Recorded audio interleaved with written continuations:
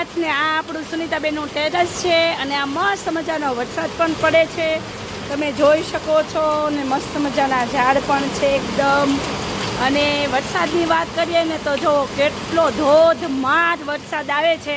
તમને લોકોને મારો અવાજ આવતો હોય તો, અને એકદમ જોરદાર વરસાદ આવે છે ને એમાં આપણો જય ભોલેનો માહોલ હું તમને બતાવું છું કે એટલા વરસાદમાં પણ જો આપણે એટલી ટ્રાફિક છે આપણા શોપ ઉપર, તો આ આપણો બધો જય ભોલેનો માહોલ છે. અને બહાર વરસાદ પણ જોરદાર પડે છે અને આ બધા જો જાણે કેમ આપણા પોતાના ઘરે હોય એ રીતના માહોલમાં રહે છે અને મજા આવે છે. મસ્ત મજાની હરખી વાત કરે છે અને બહુ મજા આવે છે. તો દીદી કેવી મજા આવે છે તમને? અને ફિલિંગ કેવી આવે છે? શોપ જેવી કે ઘર જેવી? ઘર જેવી મજા આવે છે ને તમને અહીંયા? તો જય ભોળાનાથ સુનીતાબેન. તો વાગી ગયા છે 4 અને આપણો શોપ ટાઈમ છે અને વરસાદ પણ જોરદાર આવે છે સુનીતાબેન. તો જય ભોલે માં સાડીનું ટ્રાફિક એટલું જ છે સુનીતાબેન.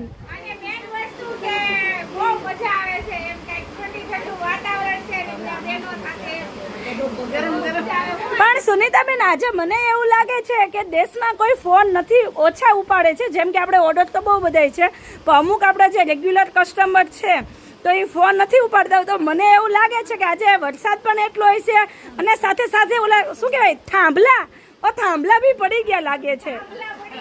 ઓ નેવડું હા, એ નેવડું આવી ગયું છે. તો કઈ વાંધો નહીં, આવું બધું થયા રાખે. બાકી વરસાદ હોય તો જ મોસમ સારી હોય ગામડાની, અને એના લીધે જ આપણે અહીંયા બધા જલસા કરી શકીએ છીએ. તો સારું, તો ગામડે ને ગામડે બહુ મજા આવે નહીં સુનીતાબેન?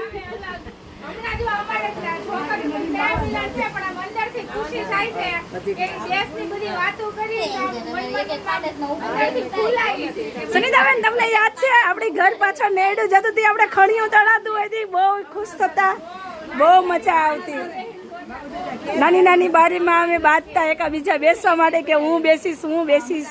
તો કઈ વાંધો નહીં, ચાલો આ બધો તો માહોલ આપણે રહેશે જ. તમારે લોકોને પણ જય ભોલે સાડીમાં આવવું છે તો ફટાફટ જય ભોલે સાડીમાં પહોંચી જાઓ.